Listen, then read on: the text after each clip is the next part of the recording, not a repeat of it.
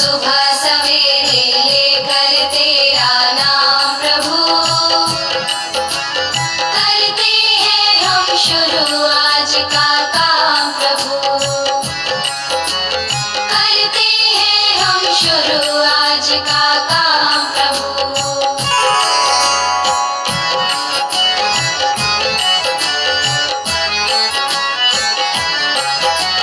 शुद्ध भाव से तेरा ध्यान लगाए हम, विद्या का वरदान तुम्हीं से माय आईडिया स्टूडेंट प्यारे बच्चों, श्रीमती पार्वती देवी बालिका इंटर कॉलेज शेखपुर बुजुर्ग से आज मैं कक्षा 12 भौतिक विज्ञान में गाउस के नियम के द्वितीय अनुप्रयोग एक समान आवंशित अनंत समतल चादर के कारण वैद्युत क्षेत्र के बारे में व्यंजक प्राप्त करेंगे। पिछले वीडियो में हमने इसका पहला अनुप्रयोग देखा था, जहां पर हमने एक अनंत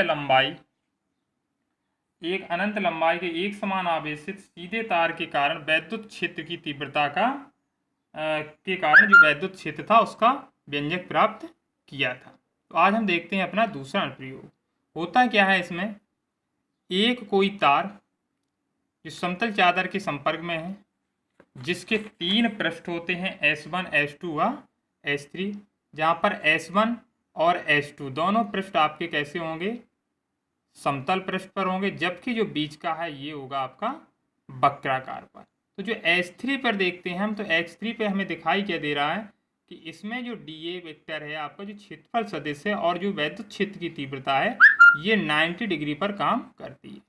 क्योंकि ये दोनों अगर हम देखें वक्री के यहाँ पे देखा हमने लिख भी रखे है, चादर के निकट r दूरी पर स्थित बिंदु P है जिसपे हमें वैद्युत क्षेत्र की तीव्रता ज्ञात करनी है, और जो गाउसी पृष्ठ में 2 समतल पृष्ठ S1 व S2 तथा वक्री पृष्ठ S3 है। तो यही हमें अब बताया आपको।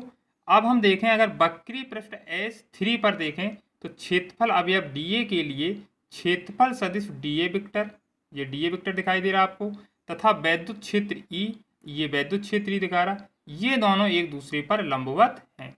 और जब ये एक दूसरे पर लंबवत होंगे तो इन पे जो गुजरने वाला वैद्युत फ्लक्स होगा वो 0 हो जाएगा। अतः ये तो क्लियर है कि हमें S3 पर कोई भी वैद्युत फ्लक्स मिलने वाला नहीं है। तो अब हम गौर करेंगे S1 और S2 पृष्ठों पर। चूँकि S1 और S2 दोनों ये सपाट पृष्ठ हैं, तो अब हम अगर S1 व S2 के लिए देखें तो दोनों सपाट पृष्ठों पर क्षेत्रफल अवयव dA के लिए क्षेत्रफल सदिश dA वेक्टर, यहाँ भी dA वेक्टर काम करेगा, यहाँ भी dA वेक्टर काम करेगा, तथा वैद्युत क्षेत्र E और वैद्युत क्षेत्र यहाँ भी E काम करेगा, यहाँ भी E काम करेगा, और दोनों समान दिशा में।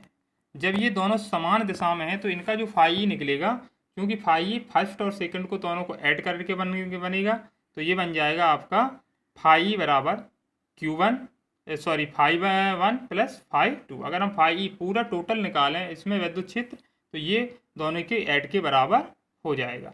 और दोनों को जब हम ऐड करके देखेंगे तो यहाँ भी हमें क्लियर है कि जो ये पृष्ठ है ये पृष्ठ है, दोनों के मान समान है। तो इसी क्रम में हम करते चले जाएंगे। फाई ई अगर हम S1 का देखें तो E वेक्टर dA वेक्टर हो जाएगा, प्लस अगर हम S2 के लिए देखें तो E वेक्टर dA वेक्टर हो जाएगा। इसी प्रकार हम S1 अगर हम ये वेक्टर को अलग करेंगे तो वेक्टर को अलग करते हैं तो हम जानते हैं कि ये कॉस थीटा में चेंज हो जाता है, तो S1 E dA cos theta यानी कॉस 0 हो जाएगा, क्योंकि ये समान दिशा में है, समान दिशा में कोण बनता है 0 का, तो कॉस 0 हो जाएगा। ये S2 अगर हम देखें तो ये भी आपका E dA कॉस 0 हो जाएगा।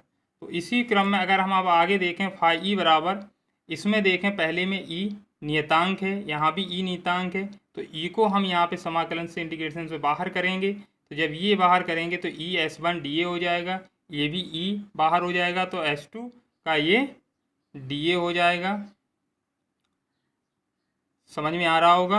अब फाई ई बराबर अगर हम देखें E यहाँ पे है, और इसको अगर हम देखें तो dA यहाँ भी है और dA यहाँ भी है, और dA था क्या यहाँ पे, अगर हम यहाँ पे dA की बात करें तो dA यहाँ पे था दोनों पृष्ठों का क्षेत्रफल, और क्षेत्रफल को चूंकि हम टोटल क्षेत्रफल क्या मानते हैं, A मानते हैं, तो अगर हम A क्षेत्रफल वाला मानते हैं तो इसकी जगह पे हम रख देंगे A।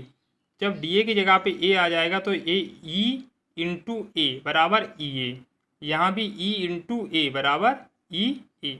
इस प्रकार फाई ई का मान हो जाएगा E A plus E A equal to E A. इसी को हम समीकरण नंबर 1 मान लेते हैं।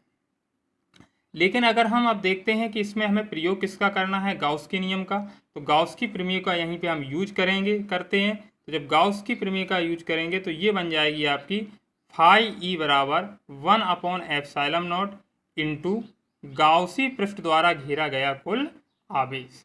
और जब गाउसी पृष्ठ के द्वारा घेरा हुआ कुल आवेश निकालेंगे तो इसके लिए हम देखेंगे कि ये पृष्ठीय क्षेत्रफल है, तो पृष्ठ आवेश का घनत्व यहाँ पे हम देखेंगे।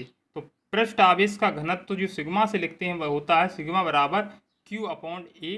चूँकि हमें आवेश की ज़रूरत है तो यहाँ पे हम आवेश को ले लेंगे, तो आवेश Q बराबर हो जाएगा सिग्मा A। तो ये Q बराबर निकाल लेंगे यहाँ पे हम सिग्मा A। और ये सिग्मा A जो क्या था, आवेश था, और ये आवेश हमें कहाँ रखना था, 1/एप्सिलॉन0 गाउसी पृष्ठ द्वारा घेरा गया कुल आवेश में। तो यहाँ पे हम फाई ई बराबर लिखेंगे 1/एप्सिलॉन0 इंटू गाउसी पृष्ठ द्वारा घेरा गया कुल आवेश कितना निकला, सिग्मा ए। तो यहाँ पे रख देंगे हम सिग्मा ए। इसी को मान लेंगे समीकरण नंबर 2। अब हम अंतिम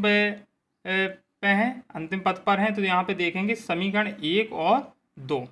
जब हम समीकरण 1 व 2 को हल करेंगे तो यहाँ पे हम देखेंगे समीकरण 1 में देख रहे हैं हम 2EA, तो यहाँ से हम 2EA रखा हमने इक्वल। अगर हम समीकरण 2 की बात करें तो यहाँ पे देख रहे हैं 1/एप्सिलॉन0 सिग्मा ए, तो ये रख लिया। अब यहाँ पे हमें व्यंजक निकालना है वैद्युत क्षेत्र का, तो ई बराबर यहाँ पे बनेगा 1/एप्सिलॉन0 और यहाँ पर ये सिग्मा ए, और ये 2A जो यहाँ पे इंटू में था इसको हम यहाँ भाग में कर देंगे। ए से ई यहाँ पे कैंसिल हो रहा है, तो क्या बच रहा है, ई बराबर सिग्मा मल्टीप्लाई 1 करेंगे तो सिग्मा आ जाएगा अपॉन 2/एप्सिलॉन0, और इसका जो मात्रक होता है न्यूटन प्रति कूलम। तो ये यहाँ पर निकल के आया आपका। तो इस प्रकार ई का ये आपका एक समान आवेशित अगर कोई अनंत चालक है तो समतल चादर के कारण जो वैद्युत क्षेत्र का अगर हमें कोई व्यंजक प्राप्त करना है तो उसे हम प्राप्त कर सकते हैं। इस प्रकार आपका ये डेरिवेशन कंप्लीट हुआ। आई होप, मुझे आशा है कि आपको अच्छे से समझ में आया होगा।